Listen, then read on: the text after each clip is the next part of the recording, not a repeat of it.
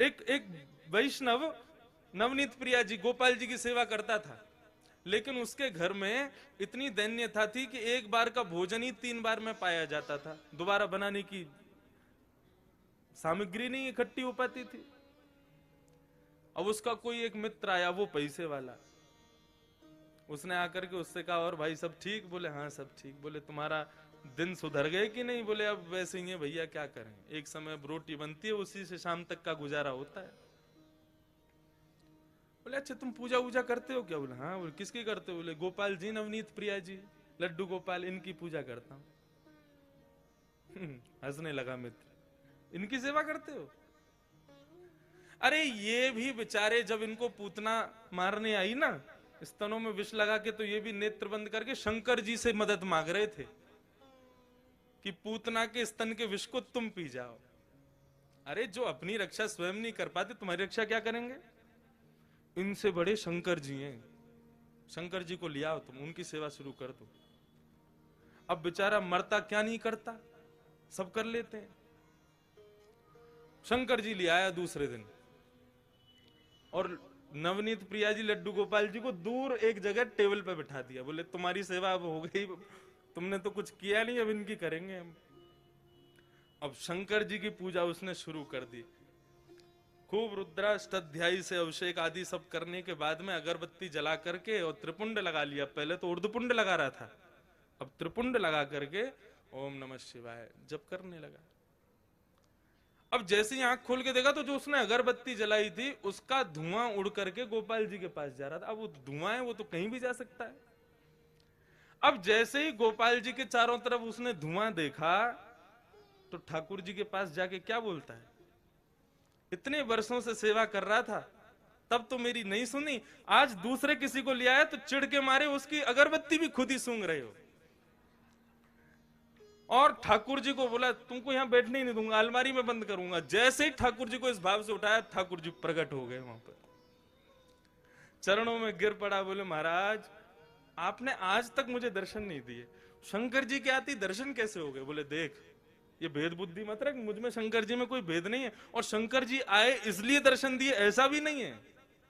तो बोले क्यों किए, फिर क्यों दिए दर्शन आज आपने? बोले कल तक तुझे ये नहीं लगता था कि मेरी नांग सूंघती भी है, कल तक तुझे ये नहीं लगता था कि मुझे भी जलन हो सकती है, लेकिन आज तेरे भीतर ये भाव आया कि मैं चैतन्य हूं, ये अगरबत्ती मैं भी सूंघ रहा हूं, मुझ में भी एक जलनशीलता आई है, मतलब मैं साधारण मूर्ति नहीं, मैं चैतन्य हूं। जब तेरे हृदय में ये भाव आया तो मैं पीछे क्यों हटूं, मैं भी प्रकट हो गया, मैं भी क्यों मूर्ति तक रहूं? जब तू ही मुझे इतना ऊपर पहुंचा चुका है तो मैं भी प्रकट हो गया। तो ठाकुर जी का दूसरा स्वरूप भागवत कहती है चैतन्य, उनमें सदैव वही भाव रखो, ये चैतन्य है। एक बार को मंदिर में विराज रहे ठाकुर में हमारी चैतन्यता का भाव रहता है कि नहीं ये ठाकुर जी हैं, इनके सामने बेल्ट नहीं पहननी, इनके सामने जींस नहीं पहननी, इनके सामने ऐसे नहीं जाना। लेकिन अपने घर के ठाकुर के सामने भी हम लोगों के अंदर चैतन्यता का भाव तो रहता नहीं। 2 दिन के लिए उदयपुर में महाराज किसी का ब्याह हो रहा है हमारे परिवार में, और 2 दिन के लिए जाना है पूरे घर को। 80-80 हजार रुपए के सबने कपड़े बनवाए अपने, सब लोग जाएंगे ठाकुर जी के आगे मिश्री रख जाएंगे। बोले हम तो जा रहे हैं उदयपुर, वहीं ब्याह में रहेंगे, थोड़ा आनंद करेंगे, आप मिश्री का भोग लगाओ। तुम रह लोगे 2 दिन मिश्री पे? नहीं रह सकते। सब लोग इधर देखो, सावधानी से एक बात बता रहा हूं मैं, इस बात को समझ लेना। ये 24 अवतार तो ठाकुर जी के हैं ही हैं, ये 25वां अवतार जो अर्चा अवतार है, ये ठाकुर जी ने क्यों धारण किया? हमारे घर में ठाकुर जी अपनी सेवा कराने के लिए क्यों पधारे?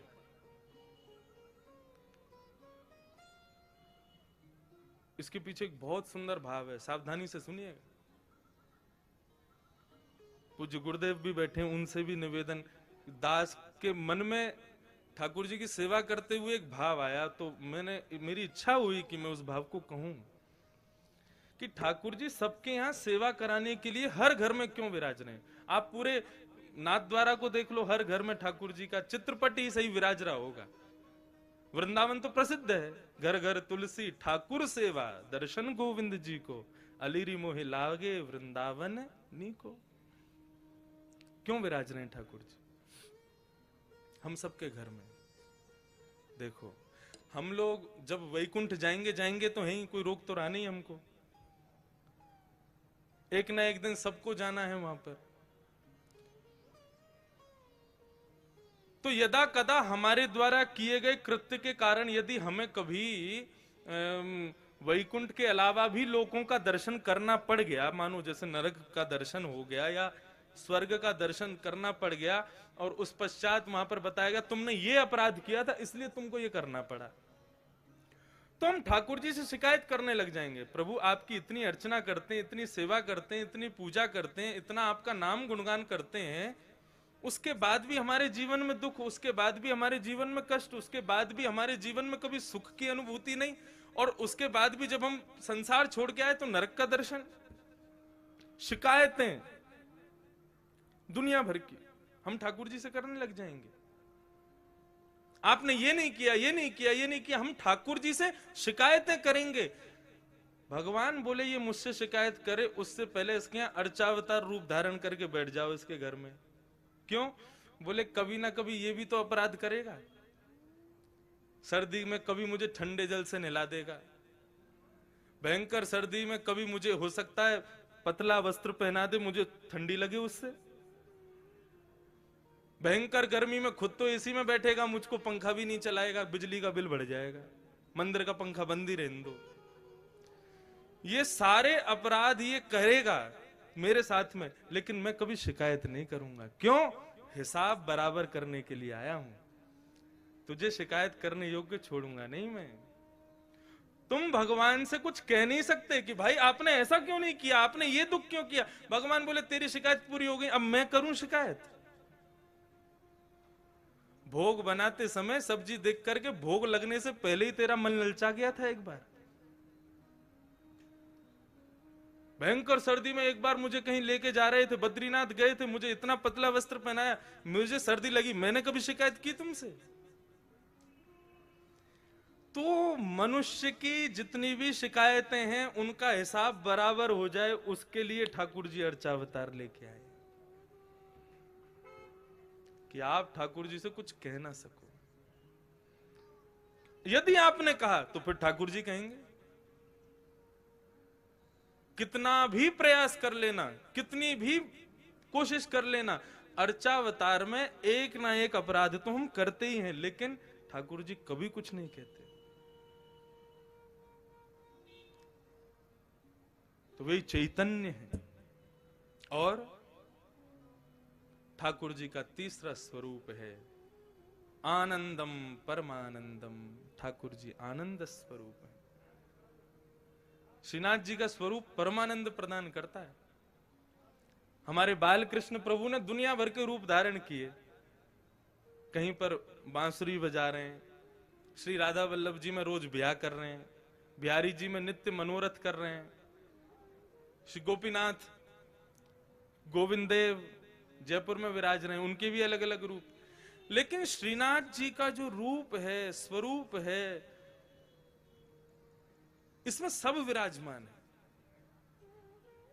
सब विद्यमान है, क्योंकि ये वास्तविक आनंद स्वरूप है। एक भुजा ऊपर है और दूसरी भुजा कमर पर है। किस भाव से? सावधानी से सुनिए कथा बिल्कुल। श्रीनाथ, श्री यानी राधा, श्री यानी श्री किशोरी जी, श्री यानी श्री लाडली जी, और श्री लाडली के संग युक्त होकर के जो नाथ विराजमान है वो है श्रीनाथ। सुन वे तो पहली ताली बजा रहे हो, बात तो पूरी करने दो हमको, जल्दीबाजी मत करो। अब तो पंडाल भी अपना, समय भी अपना, कथा भी अपनी, उत्सव भी अपने, पूरे दिन पूरा दिन है अपने पास, खूब भाव से सुनो कथा। वृंदावन में जो दर्शन नहीं है वो दर्शन श्रीनाथ जी में है। कैसे? आप लोग सब बाहर से पधारे हैं, इसलिए मैं जो अपने गुरुजनों से, जो अपने बुद्धिजीवियों से जो मैंने सुना, तो मैं कह दूं यहां पर। वृंदावन में किशोरी जी ठाकुर जी के बगल में विराज रही है, और स्वरूप में नहीं है, केवल नाम के रूप में श्री राधा रानी विराजती हैं वृंदावन में।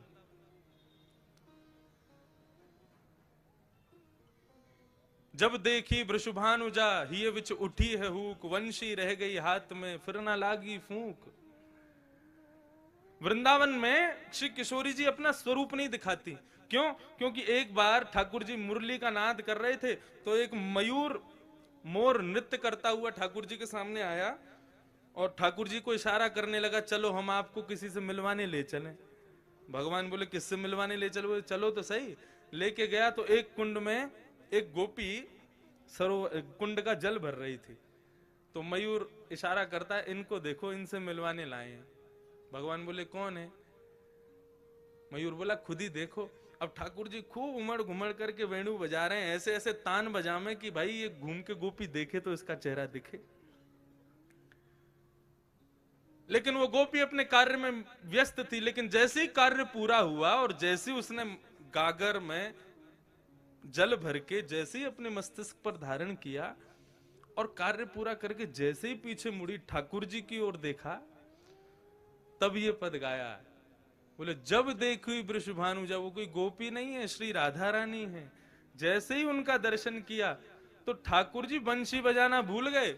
मतलब उंगलियां तो नर्तन कर रही हैं लेकिन फूंक नहीं निकल रही हृदय से, इतनी सुंदर श्री किशोरी जी। तो जैसे ही देखा कि भैया ये वेणु, ये क्या वेणु पे केवल उंगलियां घुमा रहे हैं, बजा क्यों नहीं रहे, तब किशोरी जी को लगा अरे हमारे स्वरूप में मोहित हो गए। सो किशोरी जी ने घूंघट कर लिया। तब से आज तक श्री लाडली जी वहां घूंघट करके बैठी हैं। क्यों?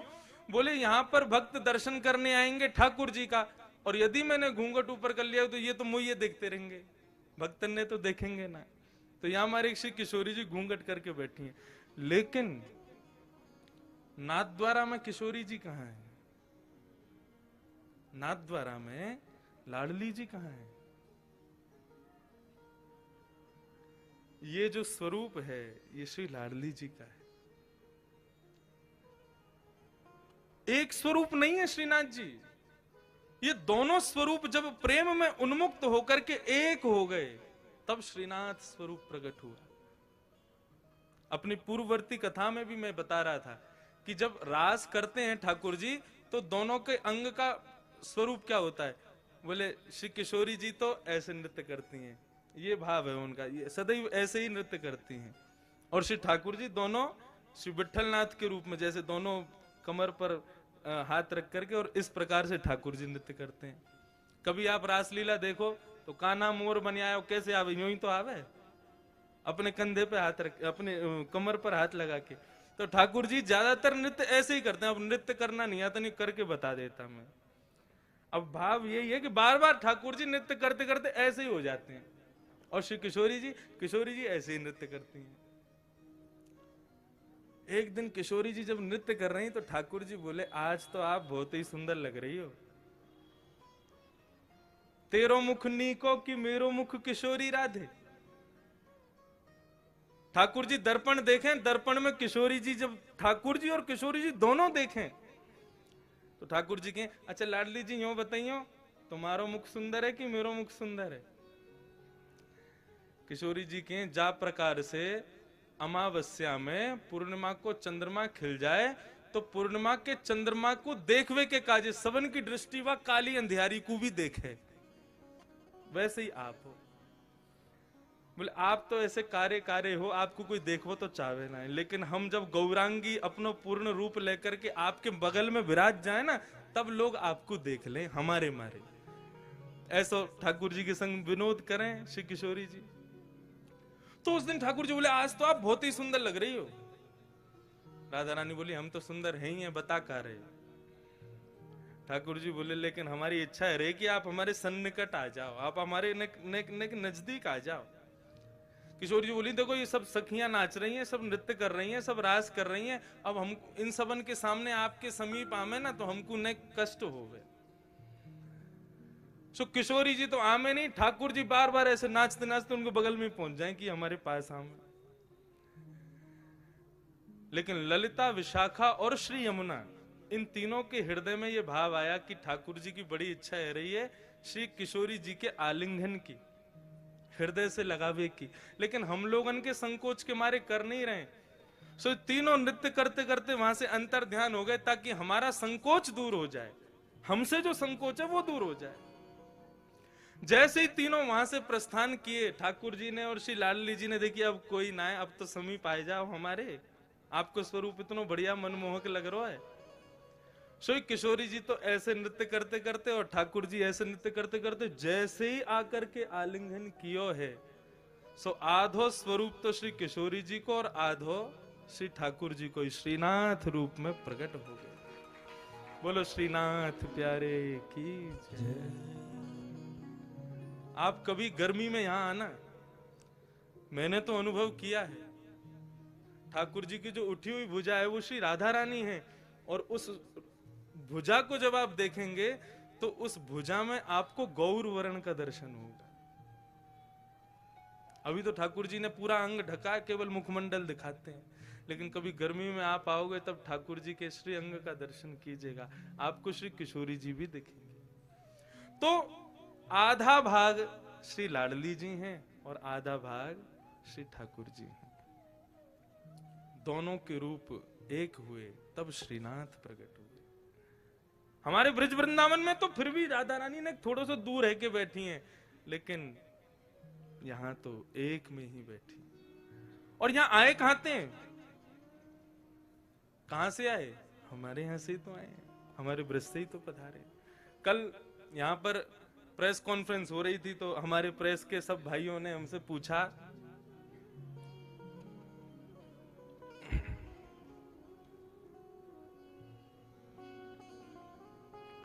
कि महाराज जी आप यहाँ कथा क्यों कर रहे हैं, तो उसके बहुत भाव बताए। एक भाव और आ गया मेरे मन में, अब नाथ द्वारा के जो लोग बैठे हैं वो इस भाव को सुन के कहीं हम पे गुस्सा मत करना, लेकिन हम ब्रजवासी हमारा भाव है, हमारे भाव आया। मैंने कि हम तो देखो ये हमारे आए हैं कि ब्रजवासी हैं, और जब भी ठाकुर जी को देखें तो पता ना क्यों स्वतः ही मन में भाव आ जाए, ठाकुर जी 11 घंटा चल के आना पड़े आपके दर्शन के काजे, तब आकर के यहाँ पे गाड़ी पहुंचे आपके दर्शन हो में। फ्लाइट ते भी आओ तो 6-7 घंटा तो लग ही जाए, ट्रेन ते तो पूरी रात लग जाए।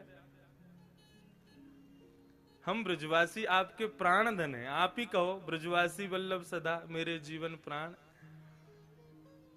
श्री गोवर्धन कभी कभी आपके बगैर सूनो लगे, तो हम ब्रजवासी पे कृपा करो, बहुत दिना विराज ली राजस्थान में, अब जल्दी ब्रजधाम वापस चलो। हमारे हृदय में तो ये भाव आ जाए। तो प्रेस वाले क्या बोले, आप हमारे ठाकुर जी को चुरावे आए हो यहाँ पे? मैंने भैया चुरावे तो ना आए। बोले हमारे ठाकुर जी कहीं ना जाएंगे, अब संभव ही ना है, वो तो यहीं रहेंगे, यहाँ से कहीं नहीं जाएंगे। मैंने कि आप काहे को गुस्सा रहे हो, मतलब ठाकुर जी गए तो आप कौन से यहाँ रहोगे, आप भी आओगे। और मैंने हम सब ब्रजवासी सब आपको स्वागत करेंगे, पधारो भैया हमारे ब्रज में पधारो।